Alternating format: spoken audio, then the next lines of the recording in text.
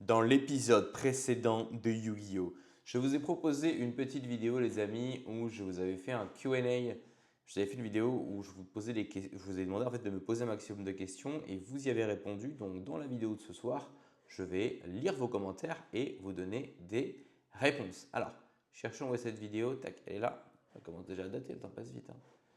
On va commencer tout de suite par le commentaire de Enzo Cortés. C'est un commentaire autour d'Airbnb. Pour ceux qui sont nouveaux sur la chaîne, Airbnb, c'est le business que je fais. C'est ce qu'on appelle le business de l'arbitrage. Donc, je prends des appartements en longue durée, je les loue, je n'en suis pas propriétaire, il n'y a pas d'histoire de crédit, il n'y a pas d'histoire de banque. Je loue donc des appartements en longue durée et je les mets en courte durée sur Airbnb. C'est ce qu'on appelle le business de l'arbitrage. Et du coup, comme en courte durée, on gagne plus d'argent qu'en longue durée, c'est ça la base du business model. Donc Enzo Cortés me demande quels seraient tes 3 meilleurs conseils pour faire grandir rapidement une société d'arbitrage Airbnb.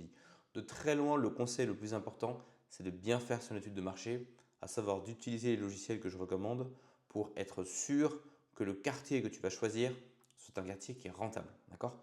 Donc il faut que tu regardes en priorité bien sûr les revenus. Je conseille entre 2,5 à 3 fois plus de revenus que de loyer. Donc, par exemple, si tu as un loyer de 1000 euros, il faut que ton revenu, si tu peux avoir un revenu qui est autour de 3000 euros par mois, c'est idéal, d'accord? Parce que plus tu vas avoir de marge, plus tu vas avoir la possibilité de faire des petites erreurs. Si par exemple ta femme de ménage a oublié de nettoyer un truc, a oublié de donner un café à un client qui n'est pas content, tu peux lui faire un remboursement.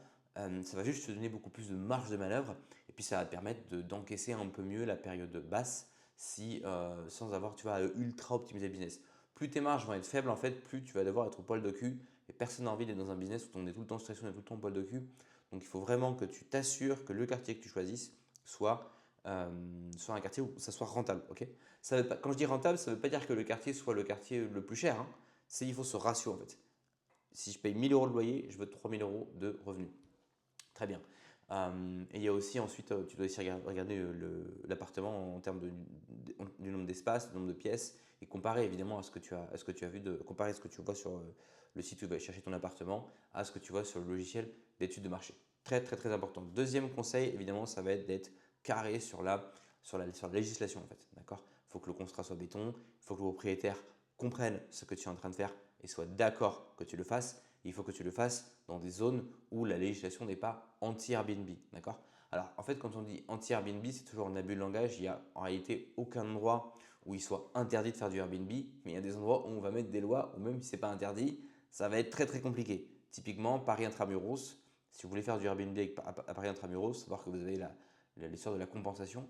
Donc, pour un bien que vous voulez mettre en location courte durée, vous devez mettre l'équivalent en termes de surface en location classique. Donc, si vous allez voir un proprio qui loue son appartement en location classique et que vous lui dites ouais, je voudrais faire ça, en fait, il faut changer, il faut demander à la mairie, machin, et puis il faut qu'en même temps, en même temps qu'on fasse ça ensemble, en fait, vous allez devoir acheter un nouvel appartement pour pouvoir le mettre en location. Enfin, c'est absurde.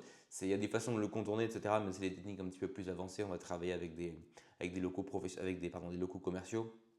Mais en gros, en particulier quand vous débutez, ne vous prenez pas la tête avec ça. Travaillez juste dans des villes où il n'y a pas de législation anti-Airbnb et vous pouvez faire votre oseille légalement et tranquillement.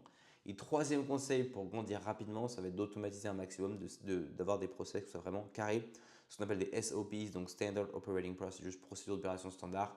Tout ce que tu fais doit être documenté, noté, écrit en vidéo.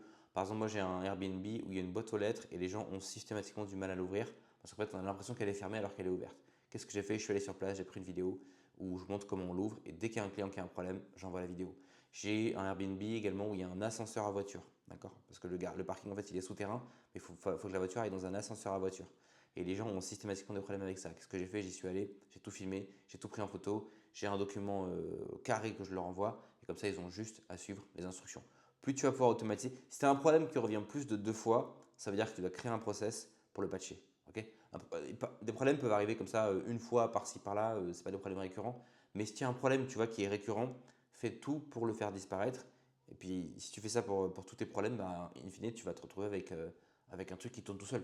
Moi, tu vois, là, pendant les 3 derniers mois, même pendant les 6 derniers mois, j'ai dû aller à mes Airbnb maximum 2 ou 3 fois maximum. J'y vais jamais en fait. À partir du moment où tu as une bonne femme de ménage, tu n'y vas jamais. Okay. Le truc, il tourne tout seul. C'est juste. Même moi, en fait, ça me surprend quand je réfléchis au nombre de gens en fait qui entrent et qui sortent chaque semaine. Je me dis, mais C'est marrant qu'il n'y ait quand même pas, il y ait pas tant de problèmes que ça en fait. Alors il y a quand même des gens qui envoient des messages par contre, ok? Ça, faut sur ton téléphone, des gens qui vont envoyer des messages, mais c'est pareil. Tu peux répondre avec des messages automatisés. Maintenant, tu peux même faire des systèmes d'IA pour le répondre automatiquement. Donc c'est très facile à gérer. Il y a énormément de moyens d'automatiser la chose. Et si tu veux pouvoir scale et si tu veux pouvoir avoir un business qui te rapporte du fric réellement passivement, il faut que tu construises un écosystème qui tourne tout seul en fait. Ça c'est très important. Parce qu'il y a des gens aussi, beaucoup de gens qui font du Airbnb comme des amateurs et qui se retrouvent en fait à devoir, par exemple, à faire le ménage eux-mêmes, quoi. Le mec, il te dit, je fais du Airbnb, il fait le ménage lui-même. Genre, c'est hallucinant, quoi. Pourquoi tu fais le ménage toi-même? Il y a des gens qui font des Airbnb, ils vont donner les clés aux clients. Tu vois ce que je veux dire? Et après, ils s'étonnent, qu'ils vont te dire, ah, est-ce qu'il y a beaucoup de travail? Mais gros, tu donnes les clés en personne aux clients, enfin, je veux dire. Bref, donc voilà les 3 conseils que je peux te donner pour scale ta société d'arbitrage. Alors, ensuite, on a la Roumanie, question sur l'expatriation. La Roumanie a connu une hausse rapide de son endettement tout en attirant un nombre conséquent de nomades digitaux. Crois-tu que la fiscalité en Roumanie continuera d'être intéressante pour les micro-entrepreneurs ou penses-tu au contraire qu'il y aura une hausse importante des impôts? Je me doute bien qu'ils n'aient pas envie de faire fuir les nomades digitaux, mais peut-être qu'ils n'en auront pas le choix. J'ai également entendu dire que l'UE faisait pression sur la Roumanie pour relever son imposition.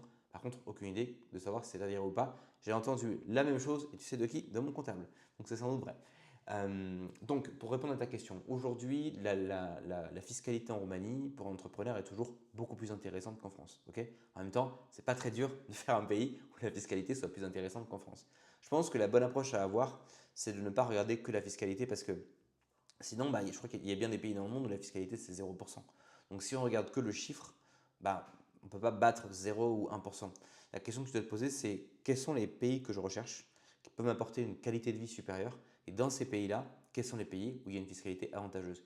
Et moi, comme la Roumanie m'apporte beaucoup sur le plan vie personnelle, et en plus, c'est une fiscalité beaucoup plus avantageuse que la France. Et en réalité, aujourd'hui, par rapport aux pays limitrophes, genre Bulgarie, Hongrie, Pologne, enfin, je ne sais plus exactement les pays autour, mais les pays de la zone, et je ne parle même pas des pays de l'Ouest, là, les impôts explosent. Mais c'est vrai que parmi les pays européens, ça reste quand même un des pays avec une fiscalité assez avantageuse, voire très avantageuse. Il y a 5 ans, c'était une fiscalité qui était complètement abusée. Il y avait juste rien à payer. En fait, c'était des pourcentages minuscules. Donc, ils ont augmenté. Mais en même temps, ça reste toujours beaucoup plus intéressant qu'ailleurs. Alors, ensuite, tu me parles de est-ce qu'il va encore y avoir du hausse des impôts? Bah, je sais pas parce que je ne peux pas prévoir l'avenir. Ils augmentent petit à petit, mais jusqu'à maintenant, c'est toujours très intéressant par rapport au reste de l'Europe. Je me doute bien qu'il n'ait pas envie de faire le domaine du. En fait, ici, il y a, en Roumanie et en Europe de l'Est de manière générale, l'économie est vraiment boostée par la technologie, mais c'est pas vraiment les nomades digitaux. Tu sais, un solopreneur qui a son business en ligne, qui fait du dropshipping, qui fait des infoproduits, qui vient ici, bon, c'est très bien, le pays est content de l'avoir, hein, mais tu vois, c'est pas exactement comme par exemple, tu vas aller en Thaïlande ou tu as certains pays où il y a carrément un visa nomade digital. Et je ne sais pas s'il y a un visa nomade digital en Roumanie, il me semble que non. Ça ne veut pas dire que tu ne puisses pas être digital nomade, hein. De toute façon, en fait, tu n'auras même pas besoin de visa ici puisque tu es français. Ça, c'est l'avantage. Mais ce que je veux dire par là, c'est que tu vois, il y a vraiment des pays qui vont mettre le paquet sur l'histoire des nomades digitaux.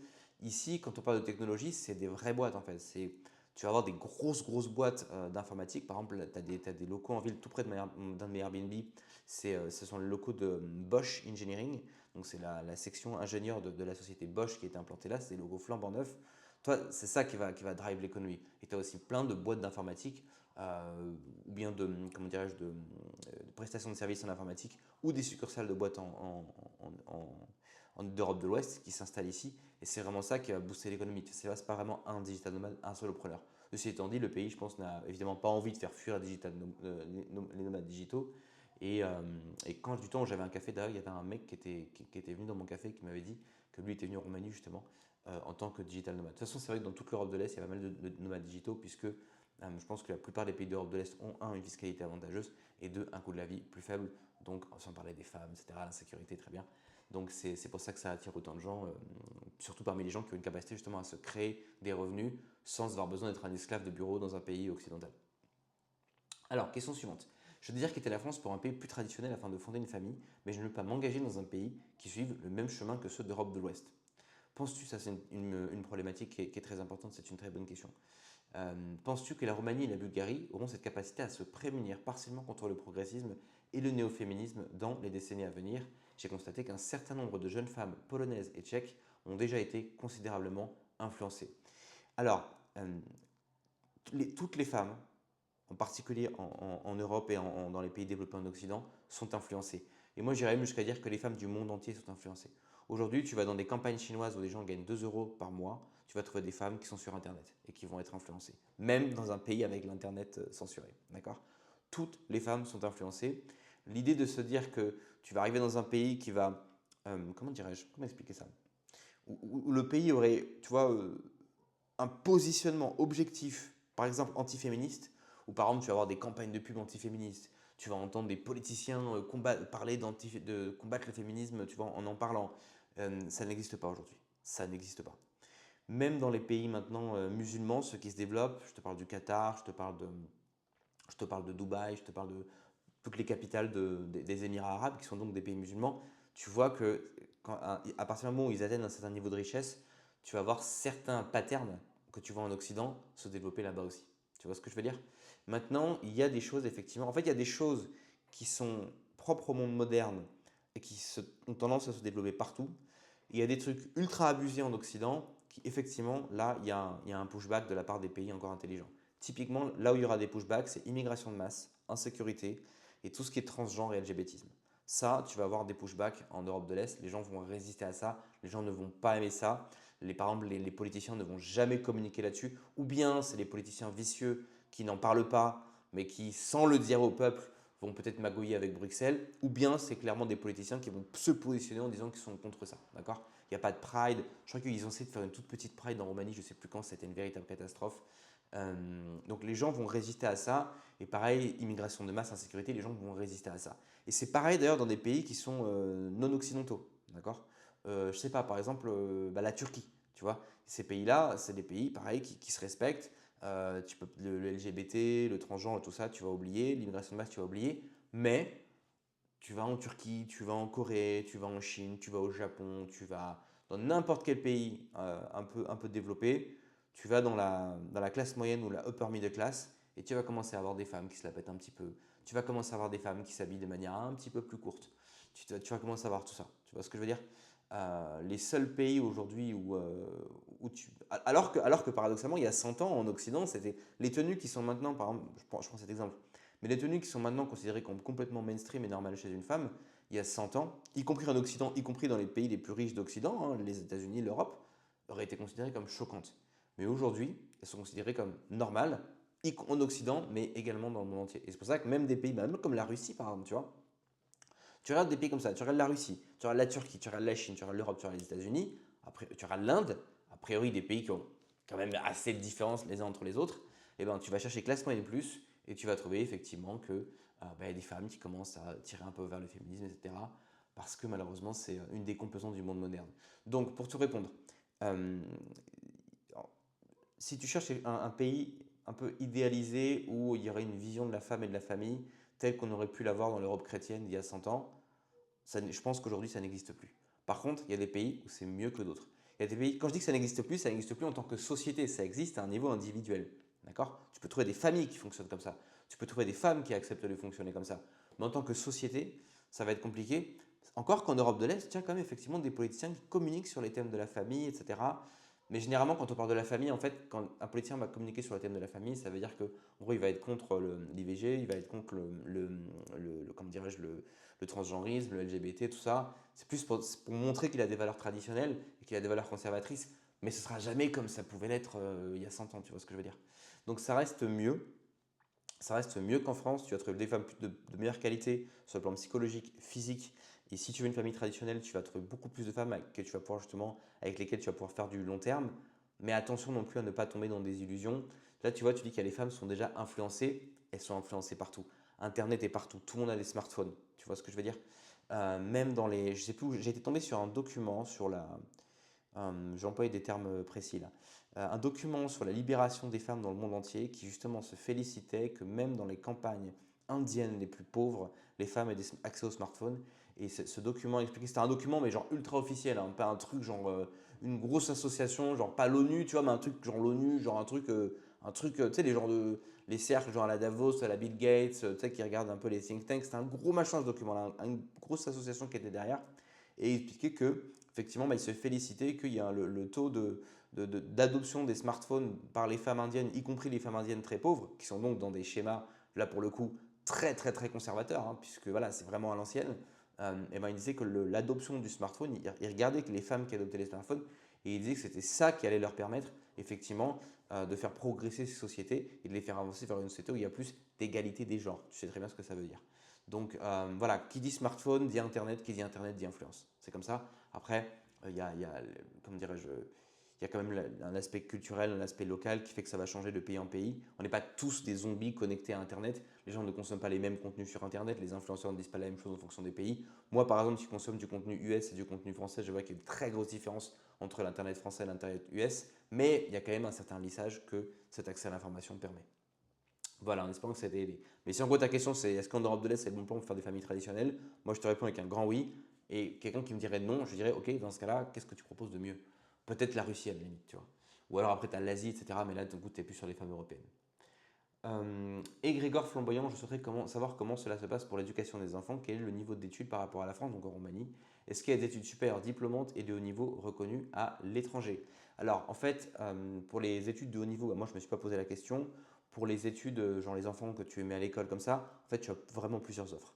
Entre l'école publique, l'école privée, les écoles internationales, ici en Roumanie, à Cluj, pardon, tu as les écoles internationales où les enfants parlent anglais. La possibilité de faire l'école à la maison, même si c'est un peu une zone grise en Roumanie, c'est parfaitement faisable, contrairement à la France où maintenant c'est devenu presque impossible. Tu as vraiment un panel, tu as aussi des écoles privées Montessori. Donc en fonction vraiment de ce que tu cherches, de toi-même, de ce que tu vas considérer comme étant bon pour tes enfants, tu vas trouver une offre qui te corresponde. Ça, il n'y a pas de doute là-dessus. Concernant les études de haut niveau, bah, je sais que, par exemple, moi, ce qui m'avait attiré en Roumanie au début, c'était l'idée d'avoir un diplôme de médecine en Roumanie et de l'utiliser ensuite pour retourner en France, pour passer le CN en France. Tu vois. Donc en fait, l'idée, c'est qu'en Europe, tous les diplômes des pays européens peuvent être reconnus dans un autre pays européen. Tu vois ce que je veux dire? Donc ça va considérablement t'aider. Et après, en particulier, si tu passes un diplôme dans la technologie, ou tu as, voilà, un truc en maths, en physique ou quoi, là, évidemment, ce sera reconnu. Après, attention, reconnu en Europe. À partir du moment où tu vas leur sortir d'Europe, mais ça, du coup, ce serait vrai aussi si tu venais d'une école française. Si tu veux sortir d'Europe, tu vas aller aux États-Unis, tu vas aller en Chine, tu vas aller ailleurs. Alors là, il faudrait que tu regardes des écoles qui sont reconnues à l'international. Tu regardes le classement des écoles internationales, des universités internationales, et tu vois si tu peux trouver effectivement quelque chose qui soit bien.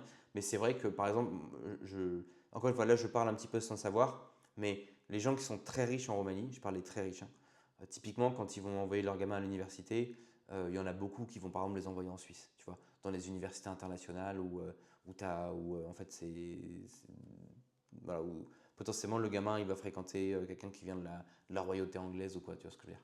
Mais après, il y en a qui sont classe moyenne plus et qui vont aussi les mettre dans des universités ici, en particulier en sciences, où ils vont avoir des qualifications qui pourront leur permettre d'avoir accès à un job. Ceci étant dit, de nos jours, dans l'économie d'aujourd'hui, comment dirais-je, le fait d'avoir même un bon diplôme, ça va être une aide par rapport à celui qui n'en a pas.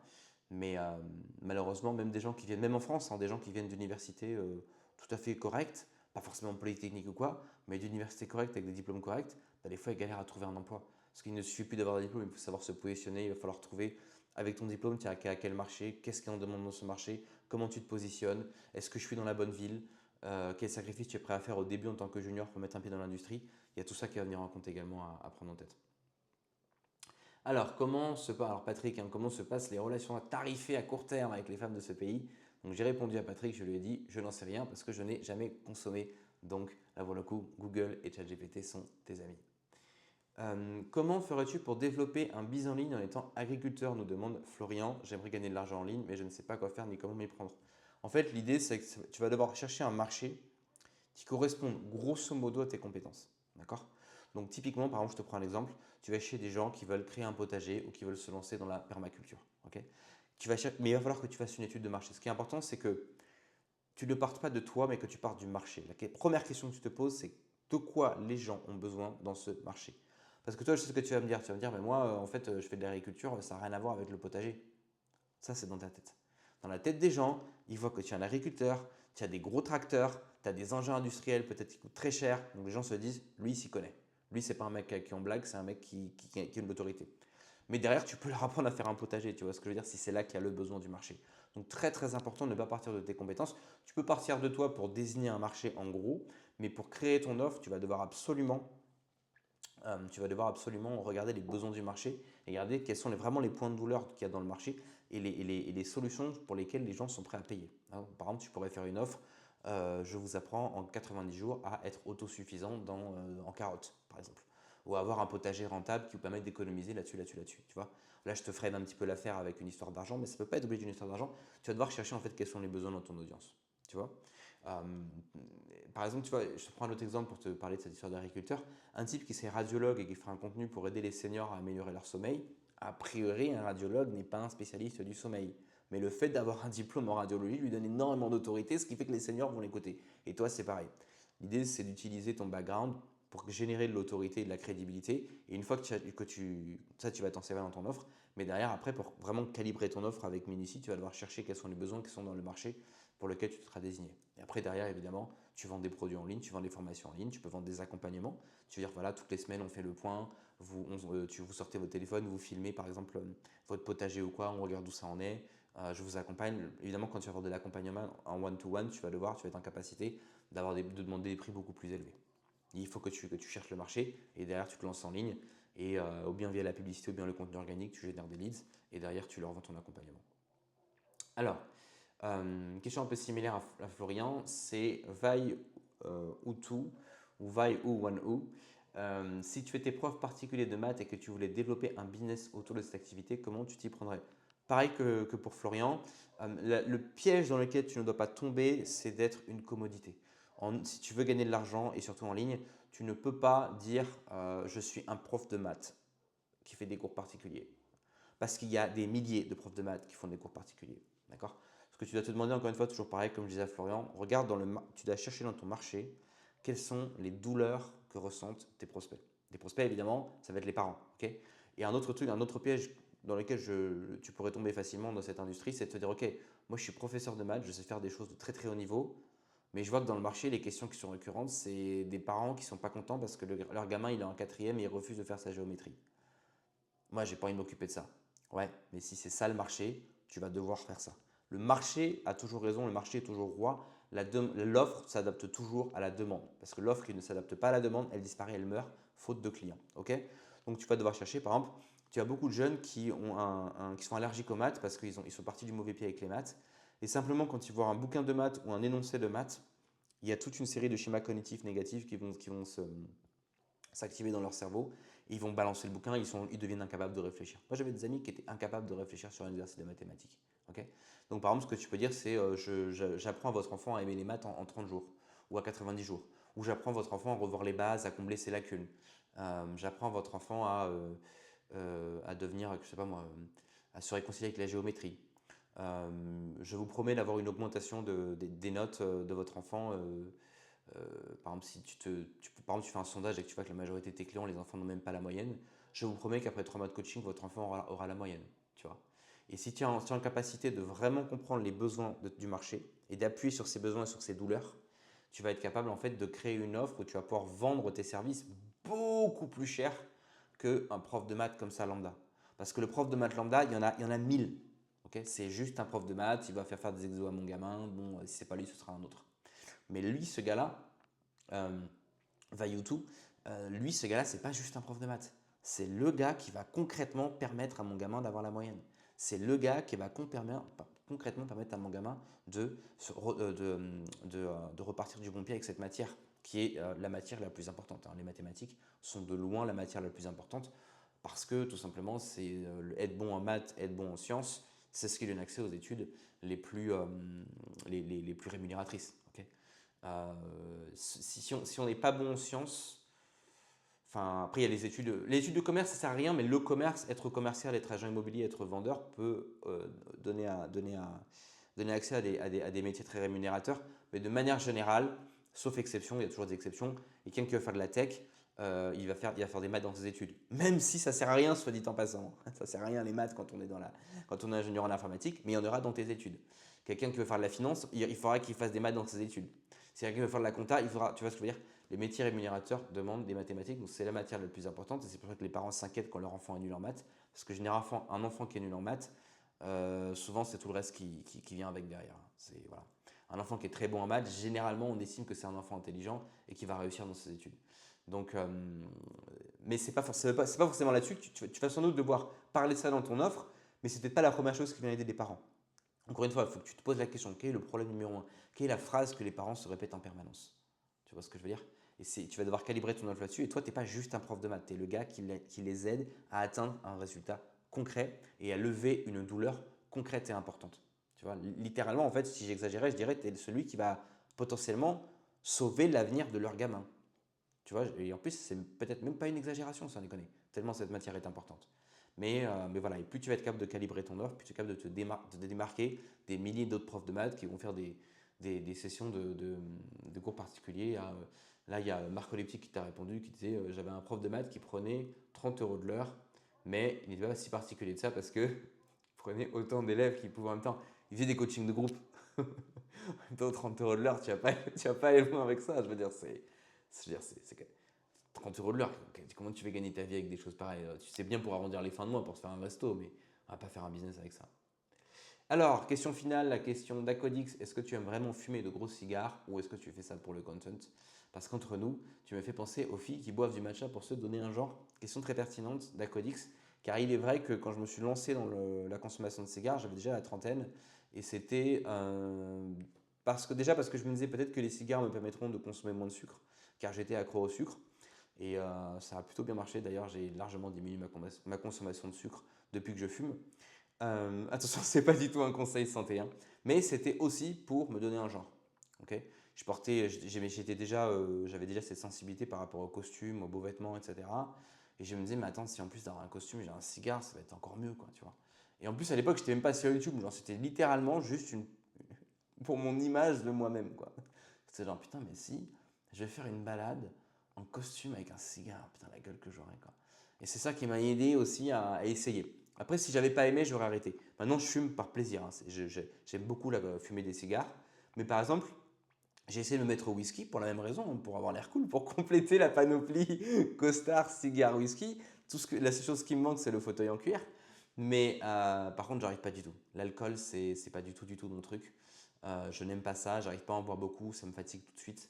Alors, encore une chose, la différence, je sais pas si je devrais dire ça parce que on a l'impression que je fais la promotion. Mais c'est vrai que le tabac, la nicotine, malgré tous ses effets négatifs, l'un des effets positifs, c'est que ça peut aider à se concentrer. Alors que l'alcool, ça n'aide en rien. L'alcool ne sert à strictement rien. Ça ne va pas t'aider à travailler, ça te fatigue, etc. Donc, j'ai pas réussi à m'y mettre. Et je te dis ça pour que tu comprennes qu'effectivement, je me suis lancé dans la consommation de cigares pour me donner un genre, mais j'ai continué parce que j'aimais bien ça. Voilà, on arrive au terme de cette session, les amis, de coaching gratuit. Du coup, si vous avez d'autres questions, si vous voulez qu'on continue cette série de vidéos, vous avez vous-même des questions, peut-être vous avez déjà posé une question et vous voulez en poser une autre. Ou bien vous n'avez pas osé poser de question pendant la session précédente, et là du coup ça vous donne envie d'en poser une, eh bien n'hésitez pas, je vous répondrai gratuitement. Et pour ceux d'entre vous qui voulez qu'on aille plus loin que je vous accompagne un peu plus en profondeur dans votre projet, que ce soit expatriation, que ce soit Airbnb, que ce soit créer une offre pour lancer un business en ligne, eh bien n'hésitez pas à m'envoyer un email sur alex@emportedigital.com et en fonction de ce que vous me dites, je verrai si je peux vous aider déjà et si peut-être même c'est pertinent d'avoir un appel, une consultation gratuite pour que je vous explique ce que je peux faire pour vous. Et après, à vous de voir si vous décidez de choisir après un accompagnement sur le long terme ou pas. Quoi qu'il en soit, ça ne vous engage à rien. Vous m'envoyez juste un email si vous le souhaitez, que je lise un petit peu plus en profondeur ce que vous avez à faire.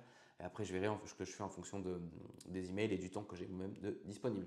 Mettez-moi un petit commentaire, abonnez-vous à la chaîne, likez la vidéo. On se retrouve demain pour un nouvel épisode d'Empire Digital. Merci d'avoir écouté, passez une très bonne soirée. Ciao les amis.